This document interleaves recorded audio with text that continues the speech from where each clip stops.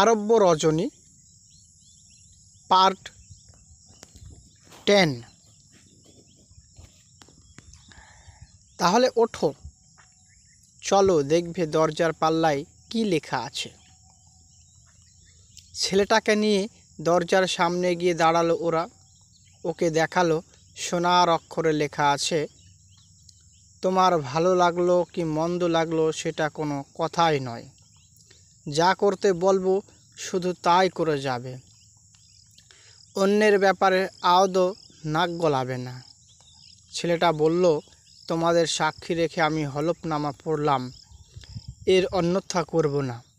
একসময় রাত্রি শেষ হয়ে আসছে দেখে শাহরাজাদ গল্প থামালো। পরদিন দশম রাত্রি। শাহজাদা অন্দরে এলে আবার কাহিনী শুরু করলো শাহরাজাদ। কুলিটা হলফ করার পর মেয়েরা খাবার টেবিলে খানা সাজালো। সারাদিন মদ খেয়ে হই হুল্লোড় করে সবারই পেটে চনমনে খিদে। একজন ঝেড়ে দিল মোমবাতি, সুগন্ধি, চন্দন, ধূপ। এবার সবাই খেতে বসলো। ছোটজন আর এক পাত্র মদ ঢেলে দিল সবাইকে। তারপর নানা রকম মুখরোচক খানা খেয়ে পরিতৃপ্ত হলো সকালে। সবচেয়ে উপভোগ্য হলো ছেলেটার অনর্গল কবিতা আবৃত্তি। চোখ বুজে মাথা দুলিয়ে দুলিয়ে আবৃত্তি করতে থাকে সে। ওরা মুগ্ধ হয়ে শোনে। হঠাৎ কড়া নাড়ার শব্দে চৈতন্য ফিরে কে যেন ডাকে। বড় বোন উঠে গিয়ে দরজা খোলে। একটু পরে ফিরে এসে বলে, আজ রাতে সত্যিই মজা হবে। 3 জন বিদেশি এসেছে, রাতটা এখানে থাকতে চায়। কারোরই দাড়ি গোঁফ নেই, আর 3 জনের বাঁচকটা কানা, ঠুলি পরা। অদ্ভুত কেমন যোগাযোগ। দেখলেই বোঝা যায় ওরা সবই এক রকম দেশের বাসিন্দা। ওদের যদি থাকতে দেওয়া হয় তাহলে ভারী মজা হতে পারবে সারা রাতে।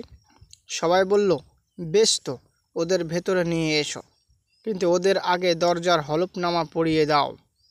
ওই শর্তে যদি ওরা রাজি থাকে তবেই ওরা থাকতে পারে, নচেত নয়। ছোট বোনটা ছুটে গেল দরজার দিকে। একটু পরে ওই 3 জন বিদেশিকে ভিতরে নিয়ে এলো সে। সবাই মিলে তাদের অভ্যর্থনা করে বসালো। ওরা বসলো। কুলি ছেলেটার দিকে তাকিয়ে দেখলো তারা। ছেলেটা তখন মদের নেশায় মাতাল।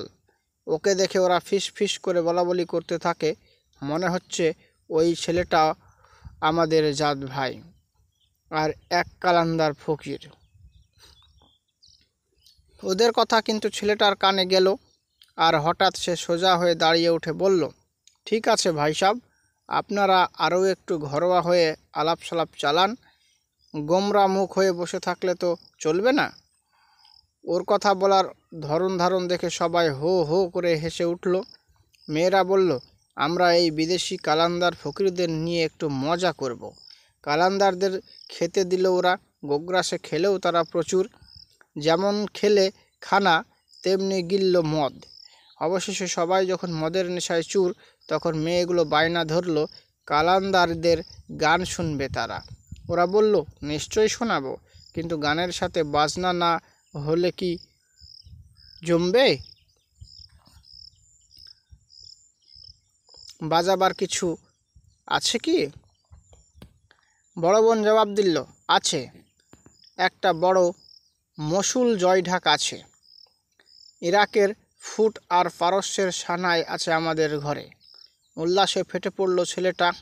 হা হা, ইয়া আল্লাহ, কি মজা! গানের সঙ্গে এমন বাজনা জমবে ভালো। এমন সময় আর একবার কড়া নাড়ার শব্দ শোনা গেল।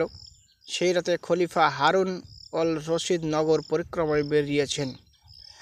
প্রায় প্রতি রাতেই তিনি নিজের চোখে দেখতে বেরোন তার প্রজারা কীভাবে দিন কাটাচ্ছে। তার সঙ্গে থাকে উজির জাফর অল বাওয়ারমাকি এবং তার তলোয়ার বাহক মসরুর। যখন তিনি নগরের পথ ধরে হেঁটে চলেছেন, তখন এই বাড়িটার ভেতর থেকে গান বাজনার আওয়াজ শুনে দাঁড়িয়ে পড়লেন। জাফরকে বললেন, আমি বাড়িটার অন্দরে ঢুকে দেখতে চাই, কারা এই গান বাজনায় মত্ত।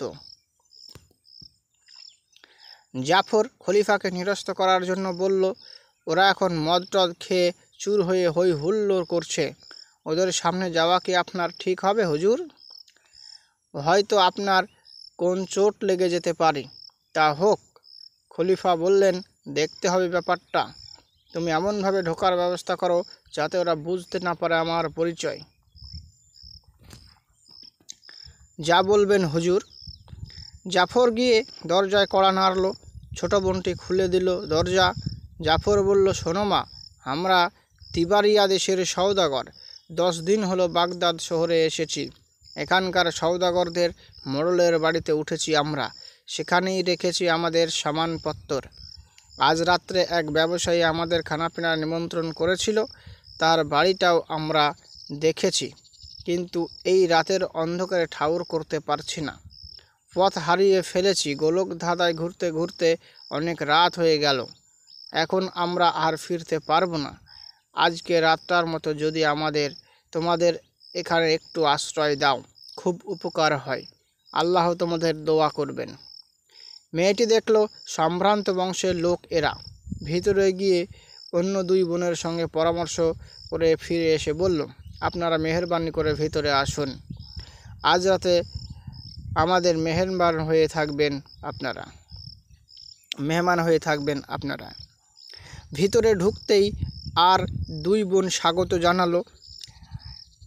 আজ রাতে আপনারা স্বচ্ছন্দে এখানে থাকুন, শুধু একটি শর্ত, ওই দরজার গায়ে যে হলফনামাটা আছে আপনারা সকলে তা মেনে চলবেন, এই অনুরোধ।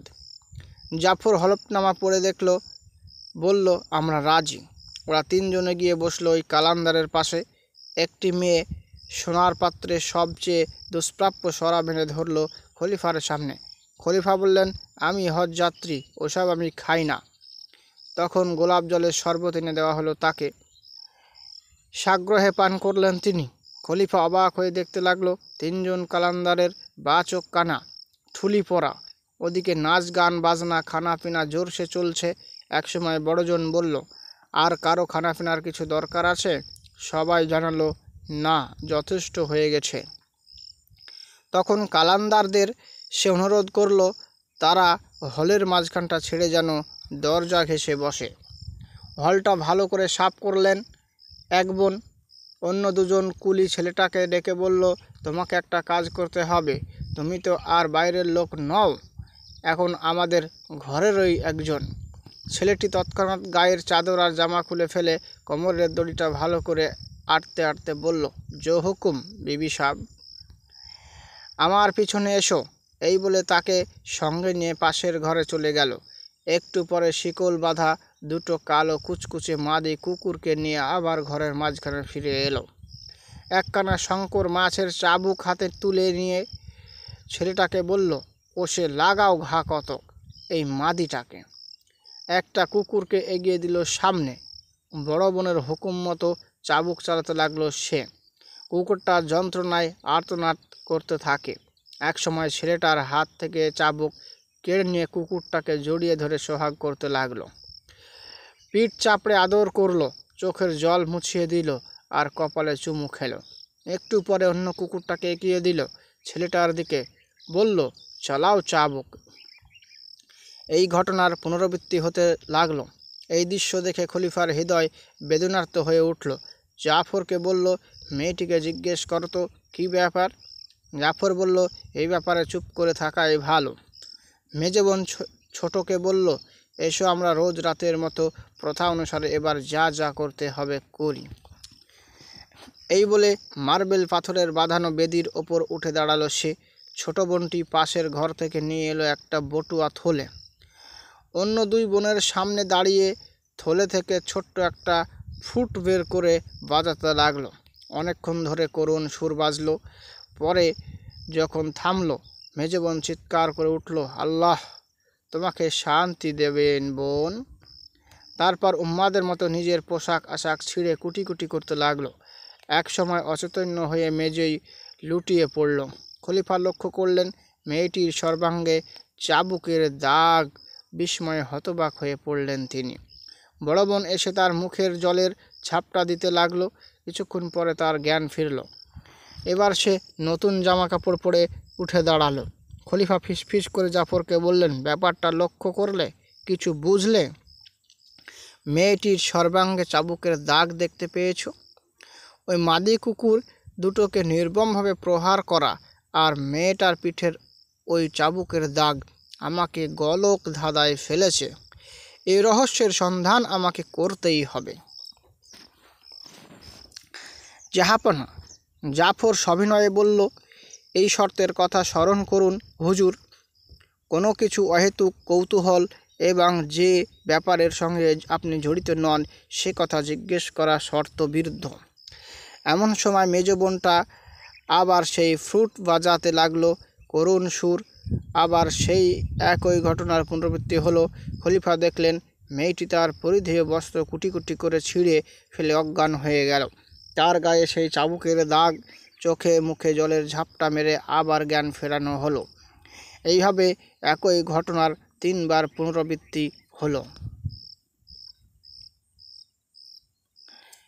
সেই 3 কালান্দার ফকির এবার ফিসফিস করে বলাবলি করতে লাগলো, এর চেয়ে অন্য কোথাও রাত কাটানোই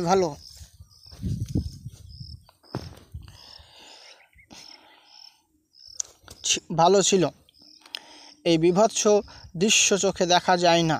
খলিফা তাদের জিজ্ঞাসা করলেন, ব্যাপারটা কি বলুন তো? কালান্দাররা বলল, আমরাও তাই জিজ্ঞেস করব ভাবছিলাম। ও, তবে এখানে আপনারা নবাগত?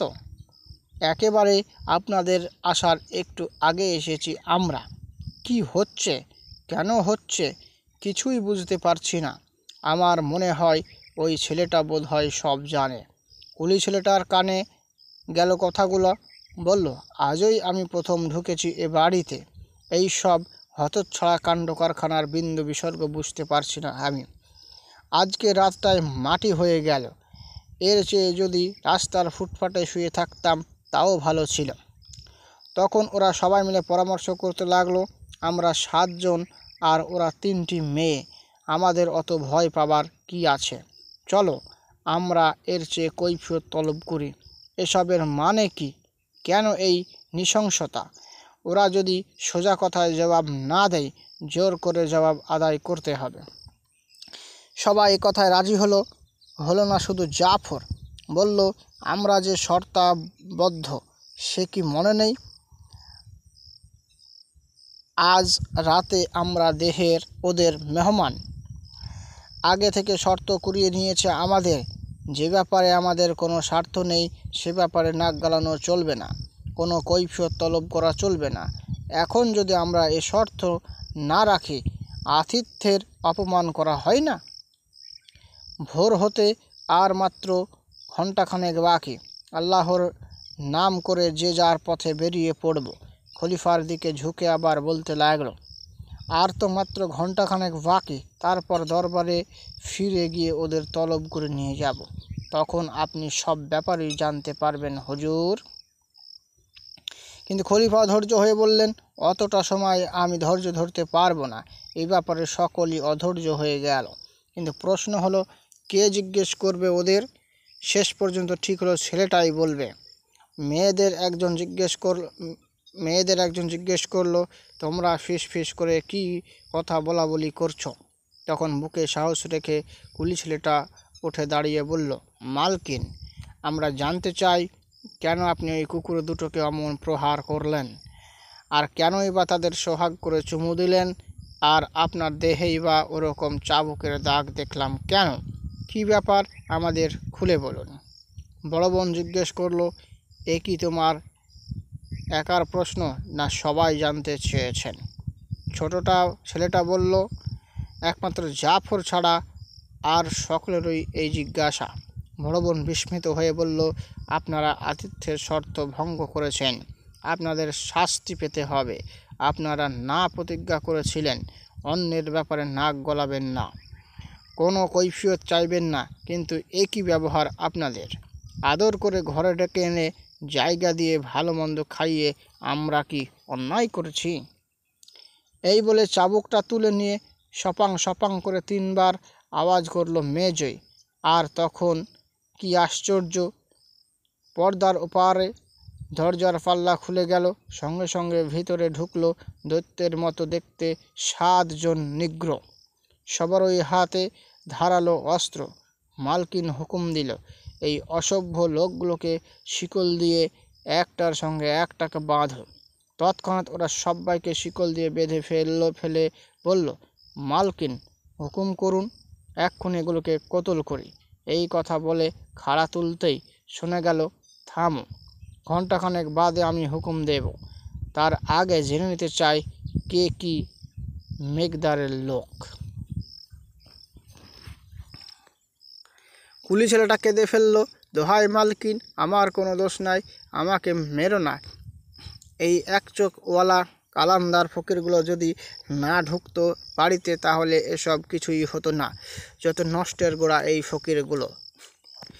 বড় বোন অট্টহাসিতে ফেটে পড়ল ছেলেটার কথা শুনে। এমন সময় শাহরজাদ দেখল রাত শেষ হয়ে আসছে। গল্প শেষ করে চুপ করে বসে রইল সে। পরদিন একাদশ রাত্রি কাহিনী শুরু হলো। বড় বোনের অট্টহাসিতে সবাই আড়ষ্ট হয়ে উঠল।